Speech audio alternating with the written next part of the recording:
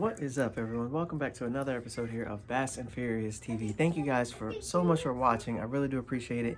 Guys, I hope you have been enjoying this series so far. Like I mentioned, I'm going to try to go through as many techniques as I can that I use for catching bass to hopefully help someone maybe land one more, maybe two, maybe three, maybe 77 more bass while they're out fishing. So in today's segment, we're going to get right in. Also, too, guys, if you have not hit subscribe yet, hit the subscribe.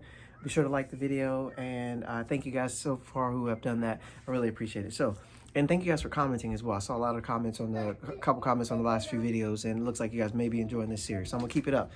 Today's video, one of my absolute favorite techniques to throw, and let me get a little closer so y'all can see real quick there, is a jerk bait.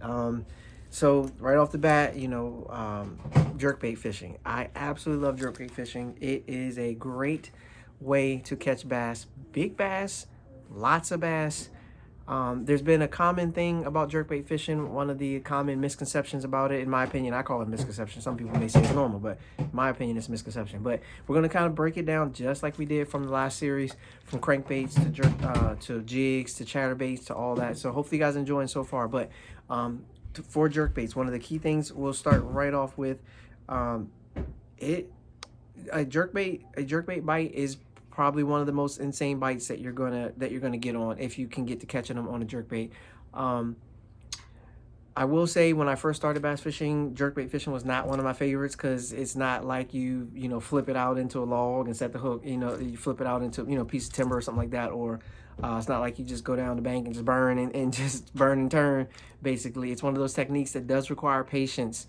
It requires accuracy, requires quite a few things to make sure that a jerkbait works. So like we've done with all these though, we're going to start at the very basics. So you're like, well, Ty, what is a jerkbait? Man, what is this guy talking about? Like I said, in this series, I'm not assuming that everybody's a professional bass angler. Some people just want to go catch a fish.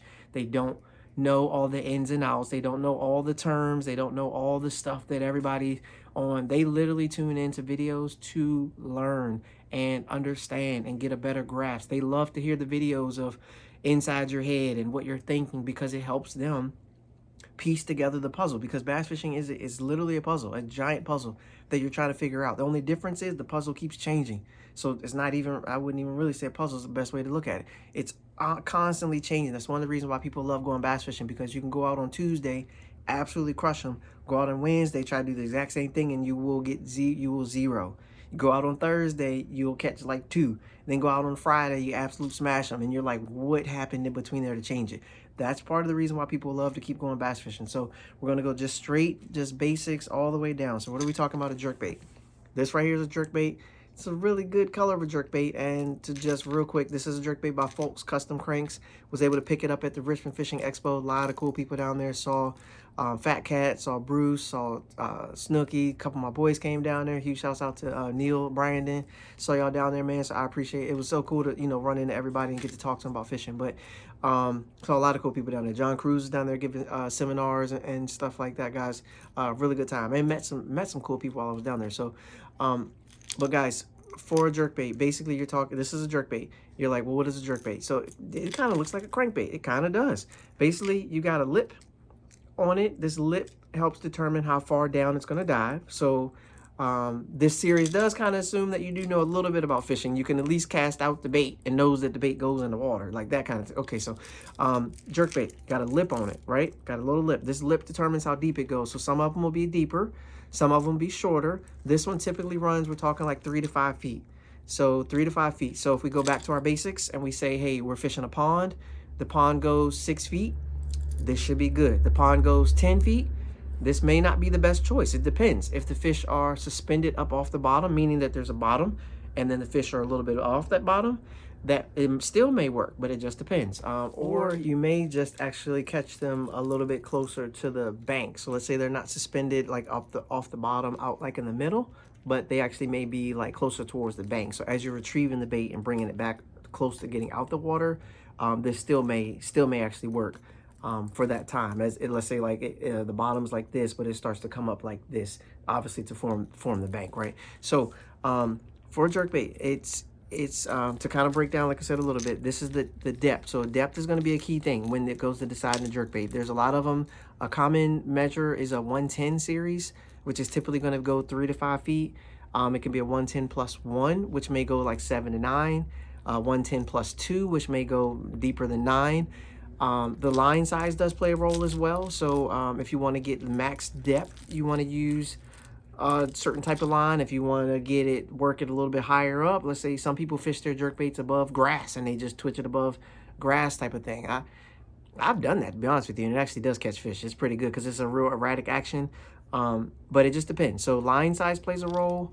One of the key things, and I'll get into this in a little bit, but the key things for jerkbait fishing, I'm going to say right off the bat, is the rod and reel that you use.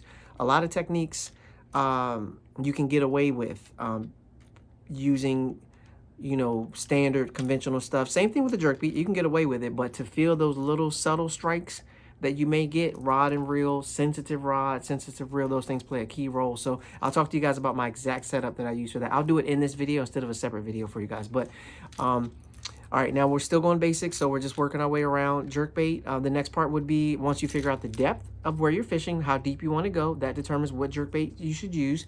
The next part is going to be color. So same color principle applies. You want to see what type of forage, sorry, the word was that, some type of forage or species is in the water that you're fishing. So if you got crawls and things like that, here you go, you got a nice color here. If you got shad, you got herring, you got alewife, you got all kinds of different things, minnows, whatever.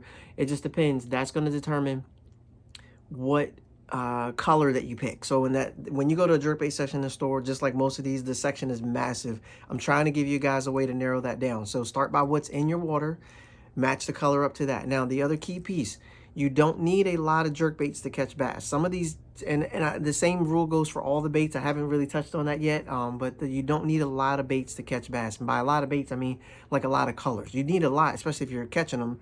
You may tear your stuff up, but especially depending on the type you get. Some of them, they catch like 1 or 2 fish and the eyes is missing, the hook's bent, and all that kind of stuff. So I'll kind of dive into that a little bit, not too much, but you don't need a lot of colors. You want solid colors, and I haven't talked about this on any of my things so far. So solid colors, like your whites, your shad patterns with the dot on them. You want some solid colors. The other part you want, though, is translucent colors. And I believe I have some of these, so I can make this a little bit easier when I'm talking to you guys. Sorry, I have to take that down for a second, guys. I was trying to make a nice backdrop, sophisticated backdrop for you guys here. But I'm going to break down. I got a little jerkbait box here, right in my little Yak Attack. But sometimes you want a solid color. So I'll give you guys, this is my little jerkbait box. I'll show you guys. Solid color like this. And as you guys can see on this one, the lip on the end goes deeper. This is one of those 9-foot, 7 to 9 foot diving ones. This goes a little bit deeper. But this is a solid color, right? And by solid color, I mean if you hold it up and you try to look through it, you ain't going to be able to see through it. This is a color you need to use, especially dirtier, stained water. Sometimes clear water doesn't. I mean, sometimes it just clear and obnoxious color like this will work because it's just obnoxious and clear, and they just don't know what to do, so they just go eat it. But the other ones you need, you gotta have the both of these if you're going to consistently catch fish on this type of technique. You need, my bad guys, hooks is crazy. You need a translucent type of color. So I don't know if you guys can see that as I hold it up here, and I'm trying not to drop the box on me, but if you see that, if you look through it and you hold it up and I look through it, I can see through the bait, right? Like I can clearly see that there's BBs in there, and you guys probably can see it, there's BBs in there. You can see the color changes on that. A translucent color, especially for your cleaner water type of things, it basically just comes along, it's right up in their face, and you're like, they annihilate it, okay? The other thing would be noise versus no noise.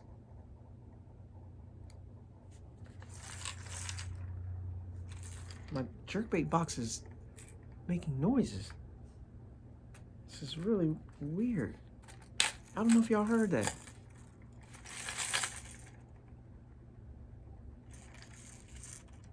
Y'all hear that?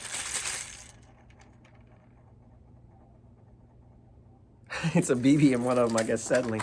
The other thing, though, is noise versus no noise. Again, like I said, guys, I'm trying to break this down as simple as I can. So if it's windy, you probably want a windy and maybe the watercolor is a little stained. You probably want a darker color, not a translucent, like a solid color, solid white, solid shad pattern, something they can't see through, something that because the water's dirty, when it reflects and it makes that action, the fish can still see it. If you're fishing in cleaner water, you probably want something more translucent, maybe even silent, so that way you can kind of sneak up on them and then they just react to it when they see it there. Now, to kind of back up a little bit when we're talking about jerkbait. So what is a jerkbait? We mentioned when a crankbait, when you cast it out, you retrieve it. It's got a wobble, you know, it comes through. I don't know if I mentioned all that in the video, but it's got a wobble that kind of comes through the water, boop, boop, boop, boop, boop, making its kind of sounds that it makes, or no sound, whatever the case may be. Jerkbait is more of a reatic. Wow, what is a reatic? That's an addict. That's now another addict. Sorry, guys. I promise you I do know how to get my words out. But more of a, this is more of a reaction. You're kind of, God, I don't know what the word is I'm trying to say, guys. I don't know what's going on. I'm a little sleepy, guys. I ain't been getting that much sleep, but I'm trying to still make these videos, okay? So, it kind of erratic. That's what I'm saying. It's an erratic action. You guys are like, dude, really? Sorry, guys. I do. Okay, whatever. So it's an erratic action. So basically, it's more of a kind of it's a jerk. Basically, it's kind of, that's the kind of action that you're getting out of a jerkbait. So every time you move your rod, you're getting, and that's the more of the action that you're getting with this type of bait. So for a jerkbait, so like I said, the bite on it is pretty insane because you get the erratic action, and then normally in jerkbait, and I'll kind of get into this when I talk about rod and reel, I'm talking about retrieve. There's always a time in there where you pause. You should, if you want to catch fish. Okay, you pause. On that pause, and then when you bring it back again, that's usually when you're getting you some bites on it. So we'll kind of just keep on going. So if we're talking about a jerkbait and it's the way it's erratic action style. So we mentioned the lip. Mention the color patterns. Sometimes it's quiet, sometimes it makes noise, has an erratic action, really jerky because it's literally called a jerkbait. A lot of that action that you get comes from, you guessed it, your rod and reel. A lot of it comes, your action comes, like if I have one setup where I really invest a lot of money in having the best of the best on, it is going to be my jerkbait setup, guys. I really like, and my crankbait one for me personally because I throw a crankbait so much, but some of the other baits that are just cast out and retrieve, I invest in all my setups, but on this one, I don't want to lose bites. And this one is so sensitive, and that you may have a fish on, but because you haven't moved your rod yet, you have no idea, and you'll just kind of see your rod just kind of lean over. So when it comes to jerkbait fishing, what you're talking about is one of the big parts is going to be the way you retrieve it. So again, we went to the store, we went shopping, we picked up a couple jerkbaits. We went back to our local pond. Now you're looking at me and you're saying, hey, Ty, look, I got a jerkbait, man. What do I do? Okay, first and foremost, obviously, it's got a hook eye right here, right? There's a hook eye. You're basically tying your line onto that hook eye. So whether it's a straight hook, it should have a split ring on it. Split ring connected to a hook eye, and then you should be good from there. They typically do have eyes. A lot of them have BB, some of them don't. But you tie it right to the end, right to that split ring. You tie it on your pole, and that's it. Now you head out fishing. Whatever knot you tie, that's whatever knot you tie. So you get out there, you're standing on the bank, you're looking out, you're like, man, what should I do? All right, obviously, first thing we're gonna do, we're gonna cast it out. My suggestion first, before you bomb it out, since you just tied it on, you just got it from the store, my suggestion is a nice short cast first, just in case your reel bird's nest and then your day is ruined. So first thing, you get to the bank, boom, cast out nice and short, reel it back in, make sure it's good, get it tuned properly, basically. Like I said, and I'm assuming everybody's not a professional bass angler. Some people really are like, what the heck am I supposed to do with this thing? So you get it, you cast it out short, bring it back. I'm like, okay, cool, it cast out good. Cast out a little bit farther, bring it back. If you feel good, you feel like your stuff's set up, your rod, your reel, everything's feeling good to you, now go ahead and launch, because it's nothing worse than making that first long cast and having your bait, because your knot wasn't no good, snap, pow, and now your bait's long gone. These things get expensive, guys. When I was talking to you guys about jigs, I said $3 to $9, right? Crankbaits, 5 to 10, 15. I mean, some of them obviously gonna be up there, but $5, $6 get you a real good crankbait. Especially go to Walmart or something. $5, $6 get you a real good crankbait. Chatterbait, they are expensive, $17, $19, right? For some of them, you can get some for $5, $7 for chatterbait, right? Just depends. These things, man, some of these things are 25 plus. Some of them 19. So you're talking $19, $25. Once you start getting in that range, to where if you break this off, you taking a part of your like light bill, I like to be a little bit more careful with that. So I mean, jig, you snap it off, it might be your favorite jig, but it's $5. I go get it. This one, like I said, a little bit different. So you just take your time when you get there. Once you get it dialed, you're feeling good. Now make your cast. Now obviously you're going to go straight out first, as long as you can, or you can go by the bank, whatever it is. A lot of what's on the bottom really depends on how you need to fish this. So if, let's say, you're fishing in 9 feet, you got this bait, it goes 3 to 5 feet, but you know you got grass, and the grass is coming up about a foot. So you got 9 feet, the grass is coming up, making it 8. This goes 3 to 5. The bass might be sitting right on top of the grass. This could be perfect. They sitting there swimming, they look up, twitch, twitch, bam, you got one, right? So it really just depends. That part is gonna come down to just figuring it out. You got to make multiple casts, as many casts as you can, and kind of understand what you have around you. That way you know how to fish this thing. Now you say, well, how do I fish it? Okay, cool. I'm glad you asked. All right, the main thing, and this will probably be our last part of this video. Anything else I add to the next, because it's getting a little longer than I planned on. But the next one, what you're doing is the retrieve is one of the biggest things for jerkbait fishing.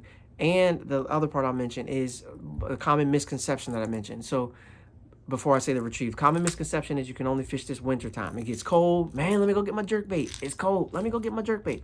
Guys, people are catching fish on jerkbaits year round. Okay, they're catching fish on jerkbait in the spring, and mainly because the part that I didn't touch on at all yet is that this bait actually, most of them suspend, or they slow sink, or they rise when it comes to a jerkbait. So when you're fishing this, you have the option of casting it out. It'll suspend right in the where the, so if I say it goes down to 7 feet, it'll suspend right at 7 feet, and it'll sit there right in the bass's face until he makes a decision, or he won't make a decision, and you just got to keep working it. But these baits, they either suspend, slow sink, or rise, and you can adjust all of that. If y'all want me to make a video talking a little bit more about how you can adjust the rate of sink or fall, things like that, some tips I've done in the past to make this thing either sink, fall, rise faster, whatever the case may be. You can modify these things. You can definitely modify them.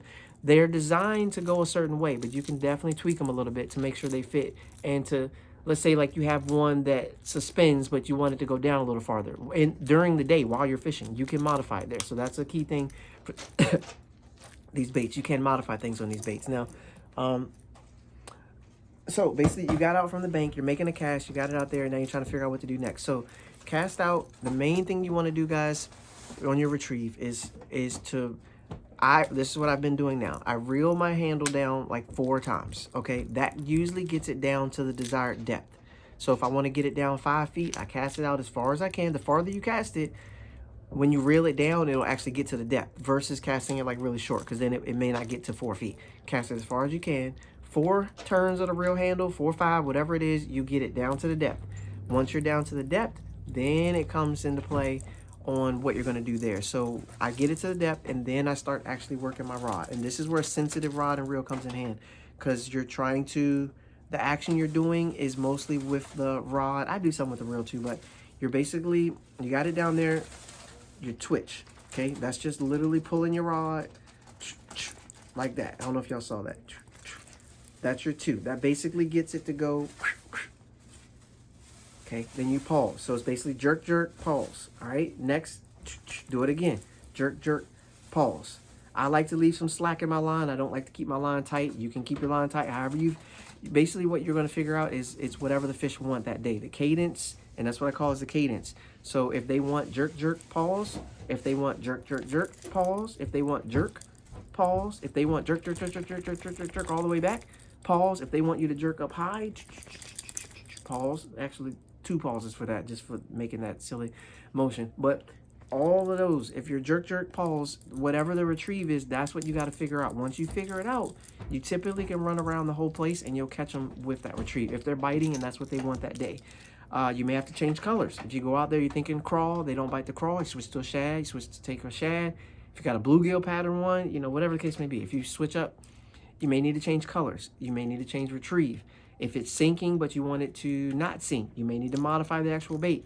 But a lot of that comes in with the retrieve is one of the key things, guys. So my main one typically is jerk, jerk, pause, and then I do jerk, jerk, jerk, pause again.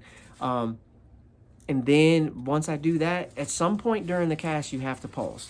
when you do your pause, unless they're just biting it because you're moving it real quick. In that case, they probably eat a crankbait. You might want to switch to a crankbait, right? If they're just regular retrieve getting it, you probably can catch them on multiple things. But if they just want this, jerk, jerk, pause, jerk, jerk, pause, jerk, jerk, jerk, pause. And the pause, usually I count 1 Mississippi, 2 Mississippi, 3 Hail Marys, 4 full of... I normally find something to say in between. 1 LeBron James, 2 is not as good as Kobe, 3... you know, like whatever you want to say in between, that's what you can say in between, but you just need to make sure that you're giving it an ample count. Don't go 1, 2, 3, 4, 5, 6, 7, 8, 9, 10 and then start jerking again. Like that, you're defeating the purpose. You're trying to give them a chance. They're basically just checking it out. They're going to make a decision. Usually it's when you jerk and then you pause, it sits there soon, and you think it's sitting there, but it's literally like just subtly moving. The other thing I didn't say, because it's not on this one, but some people add a feather to the last treble, because that just kind of flares out as well. Like I said, you can modify it. I didn't get in deep into all that. If you want to see a video on all the modifications, comment that you want to see a video on modifications. I'll gladly talk about it. I may actually get someone else to come on that video and help me with it too, because there's a lot of guys around here that modify jerkbaits. A lot of us really don't fish it straight like this, but I've had success either way, so it doesn't matter. But basically, you do that. The retrieve is key. The rod and reel comes into play on that part, because you want something that takes up enough line, and you want something sensitive enough, and you want something built for handling treble hooks. So for me, I use this Douglas Rods X Matrix. This is the DXC 684. For me personally, I use a shorter rod for my jerkbaits because I am shorter. I'm 5'6.5", right? Don't forget the half. But I'm shorter, so I do not want a long rod, because when I fish with a longer rod for my jerkbaits, the rod just keeps smacking against the water. I never get any bites that way. I need something a little shorter, so I went 6'8". That seems to be a perfect size for me. 6'7", 6'8", 6'9", 6'10" starts to push it for me. 6'8" has been great. You think inches don't matter, but they do. When you get to twitch, and you get the rhythm that you want, the inches, pause. Okay, the inches matter. Okay, when it comes to trying to get the right retrieve on the jerkbait. So, but hopefully this information helps, guys. I know towards the end there we kind of covered a lot, but it's a lot to cover when you're talking about jerkbait, man. Trying to be successful with a jerkbait, there's so many little things that go into it. But basically what it boils down to: right color, right depth, right location, right rod and reel, and then right retrieve. Okay, and I guess I could have did a 5 R's or something, but 5 R's to catching jerkbait fish. I guess I could have, guys. Maybe I think these things through next time. But so basically, if you do that, if you figure out those things, you got a good chance at catching your bass. And like I said, honestly, like people now, the weather's not mattering. It's not a cold water bait no more, guys. Just throw it out the window. Guys are smashing them, especially with live scope, forward-facing technology. This is the one of the few baits that can just sit right in the fish's face. You see them on the screen, you twitch it right down to them, and it'll just sit there in their face, and you can see what they do, how they react to it, if they are going to eat it, if they're not going to eat it, and go from there. So hopefully this helps. Thank you guys for tuning in. If you haven't hit that subscribe button, be sure to like the video. I certainly appreciate everyone that likes and subscribes, and share the video if you think this will help someone. If you think that everything I said is incorrect, still share it. Maybe they'll watch it. Maybe they actually will like it. Who knows? I have no idea, guys. Share, like, subscribe. I do appreciate it. I will catch you guys on the next one. As always, my Bass and Furious friends, peace, peace. I'm out.